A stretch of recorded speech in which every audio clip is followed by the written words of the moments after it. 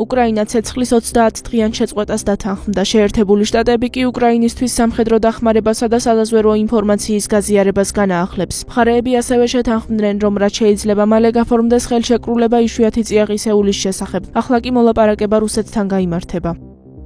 ჩვენ რუსეთს შეთავაზებას წარუდგენთ, ეს არის ის, რაც მაგიდაზია. უკრაინა მზად არის შეწყვიტოს ცეცხლი და დაიწყოს საუბარი.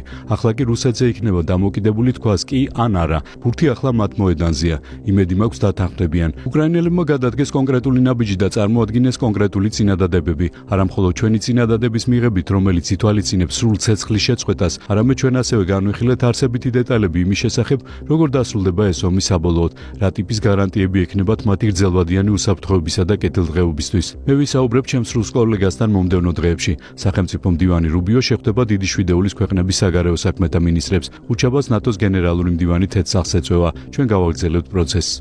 უკრაინა მზადაა ცეცხლის 30 დღით შეწყვეტაზე, თუ რუსეთის თანახმა იქნება. ამერიკელი პარტნიორები დაელაპარაკებიან რუსულ მხარეს და რამდენად არის რუსეთი მზად ამისთვის მალე გახდება ნათელი. უკრაინამ კი დღეს კიდევ ერთხელ მოახდინა იმის დემონსტრირება, რომ მშვიდობა სურს. ჩვენ მზად ვართ სამართლიანი მშვიდობისთვის. უკრაინა დათანხმდა ცეცხლის შეწყვეტას. ახლა ჩვენ უნდა მივმართოთ პრეზიდენტ პუტინს, რომ მისი თანხმობაც მივიღოთ, რათა ეს პროცესი წინ წავწიოთ. ჩვენი დელეგატები გეგმავენ მოლაპარაკებებს რუსულ მხარესთან დღეს ან ხვალ, რათა განიხილონ შესაძლო ცეცხლის შეწყვეტის პირობები.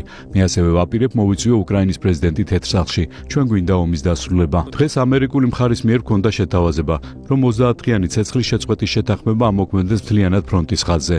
უკრაინა ამ წინადადებას დადებითად აღიქვამს. მზად ვართ ეს ნაბიჯი გადავდგათ და შეერთებულმა შტატებმა უნდა დაარწმუნოს რუსეთი იგივე გააკეთოს. ჩვენ თანახმა ვართ და თუ რუსების თანახმა იქნებიან, იმ წუთასვე იქნება სიჩუმე. უკრაინა მზად არის მშვიდობისთვის.